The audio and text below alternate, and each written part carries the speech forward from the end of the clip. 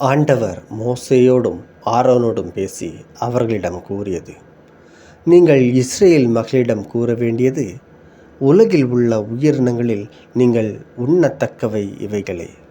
கால்நடைகளில் குளம்புகள் இரண்டாக பிரிந்திருக்கிற விரிசல் குளம்புள்ள அசை போடுபவற்றை நீங்கள் உண்ணலாம். அசை போடும் கால்நடைக்கு விரி குளம்பில்லையெனில் அதனை நீங்கள் உண்ணலாகாது. குறிப்பாக ஒட்டகம், அது அசை போடும், ஆனால் அதற்கு விரிகுளம்பு இல்லை, எனவே அது உங்களுக்கு தீட்டு. குழிமுயல் அசை போடும், ஆனால் அதற்கு விழிகுளம்பு இல்லை, எனவே அது உங்களுக்கு தீட்டு. முயல் அசை போடும், ஆனால் அதற்கு விழிகுளம்பு இல்லை, எனவே அது உங்களுக்கு தீட்டு. பன்றி இரண்டாக பிரிந்திருக்கும், விழிக்குளம்புடையது, ஆனால் அது அசை போடாது, எனவே அது உங்களுக்கு தீட்டு. இவற்றின் இறைச்சியே உண்ணலாகாது, இவற்றின் சடலங்களை தொடவும் கூடாது, இவை உங்களுக்கு தீட்டானவை. நீர்நிலைகளில் இருப்பனவற்றில் நீங்கள் உண்ணத்தக்கவை கடல்களும் ஆறுகளும் ஆகிய நீர்நிலைகளில் இருப்பனவற்றில் துடுப்பும் செதிலும் உள்ளவை அனைத்தும் நீங்கள் உண்ணத்தக்கவை. ஆனால் கடல்களும் ஆறுகளும் ஆகிய நீர்நிலைகளில் செறிந்திருக்கும் உயிரினங்களும் துடுப்பும் செதிலும் அற்றவை உங்களுக்கு அருவருப்பு. அவை உங்களுக்கு அருவருப்பு, அவற்றின் இறைச்சியை உண்ணலாகாது. அவற்றின் சடலங்களை அருவருப்பாக கருதுங்கள். நீர் வாழ்வனவற்றில் துடுப்பும் செதிலும் அற்றவையாவும் உங்களுக்கு அருவருப்பு.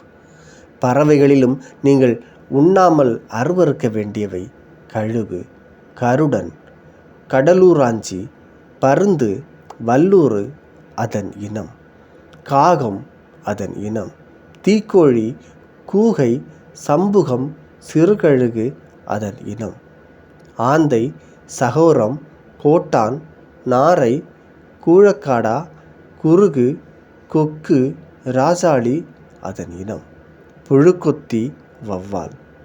பறப்பனவற்றுள் 4 கால்களால் நடமாடும் ஊர்வன யாவும் உங்களுக்கு அருவருப்பு. ஆயினும் 4 கால்களால் நடமாடியும் தரையில் தத்தி பாயும்படி நெடிய பின்னங்கால்கள் உடையனவற்றை உண்ணலாம். நீங்கள் உண்ணக்கூடியவை தத்துக்கிளி அதன் இனம், வெட்டுக்கிளி அதன் இனம், மொட்டை வெட்டுக்கிளி அதன் இனம், சுவர்கோழி அதன் இனம். பறப்பனவற்றுள் 4 கால்களால் நடமாடும் மற்ற யாவும் உங்களுக்கு அருவருப்பு. அவை உங்களுக்கு தீட்டு. அவற்றின் சடலத்தை தொடுகிறவர் மாலை வரை தீட்டுடையவர். அவற்றின் சடலத்தை எடுப்போர் தம் உடைகளை துவைக்க வேண்டும். மாலை வரை அவர் தீட்டுடையவர். 2 பிரிந்த குளம்புகள் இல்லாமலும் அசை போடாமலும் இருக்கும் அனைத்து உயிரினங்களை தொடுகிற எல்லாரும் தீட்டுடையவர்.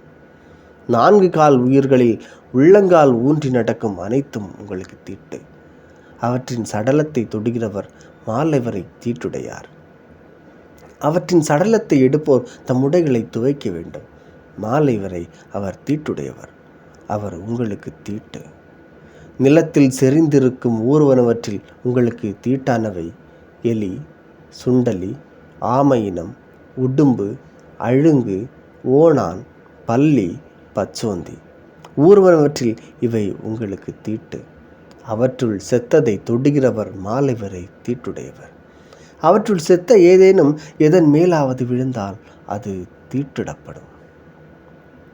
அது மரப்பாத்திரமானாலும், உடையானாலும், தோலானாலும், கோணிப்பையானாலும், வேலைக்கு உதவும் எந்த கருவியானாலும் மாலை வரை அது தண்ணீரில் போடப்பட வேண்டும். மாலை வரை அது தீட்டுப்பட்டது, பின்னால் அது தூய்மையாகும். அவற்றுள் ஏதேனும் மண்பாண்டத்திற்கு விழுந்தால் அதனுள் இருக்கும் அனைத்தும் தீட்டுப்பட்டுவிடும், எனவே அது உடைக்கப்பட வேண்டும். உண்ணத்தக்க எந்த உணவிலும் இப்பண்டத்தை தண்ணீரில் பட்டால் அது தீட்டு. அந்த பாண்டத்திலேந்தும் எந்த பானமும் தீட்டு. அவற்றின் சடலம் எதன் மீது விழுந்தாலும் அது தீட்டு.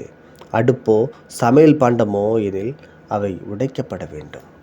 அவை உங்களுக்கு தீட்டு, ஏனெனில் அவை தீட்டுப்பட்டிருக்கும். நீரூற்றும் மிகுந்த நீருள்ள கிணறு எனில் அவை தூய்மையாயிருக்கும், ஆனால் அவற்றின் சடலம் தொடும்பகுதி தீட்டுப்பட்டது. விதைக்கிற தானியத்தின் மீது அவற்றின் சடலம் விழுந்தால் அது தீட்டன்று. தண்ணீர் விடப்பட்ட விதை மேல் விழுந்தால் அது தீட்டாகும். உங்கள் உணவுப் பொருளான கால்நடை ஒன்று சாக அதன் சடலத்தை தொடுகிறவர் மாலை வரை தீட்டுடையவர். அதன் சடலத்தை தின்பவர் தம் உடைகளை துவைக்க வேண்டும். அவர் மாலை வரை தீட்டுடையவர். மேலும் அதன் சடலத்தை எடுத்து போகிறவரும் தம் உடைகளை துவைக்க வேண்டும். அவர் மாலை வரை தீட்டுடையவர். தரையில் நகர்ந்து செல்லும் ஊர்வன அனைத்தும் அருவருப்பானவை, அவற்றை உண்ணலாகாது. நிலத்தில் ஊர்வனவற்றையும் வயிற்றால் நகர்வனவற்றையும் 4 காலால் ஊர்வனவற்றையும் பல கால்களுக்குள் எதனையும் உண்ணலாகாது. அவை அருவருப்பு. நகர்கிற எந்த ஊர்வனவும் உங்களையும் தீட்டுப்படுத்தலாகாது. அவற்றால் தீட்டுப்படாமல் இருங்கள், ஏனெனில் அவற்றால் நீங்கள் தீட்டுப்படுவீர்கள். நான் உங்கள் ஆண்டவராகிய கடவுள். எனவே உங்களை தூய்மைப்படுத்தி தூயவராயிருங்கள், ஏனெனில் நான் தூயவர்.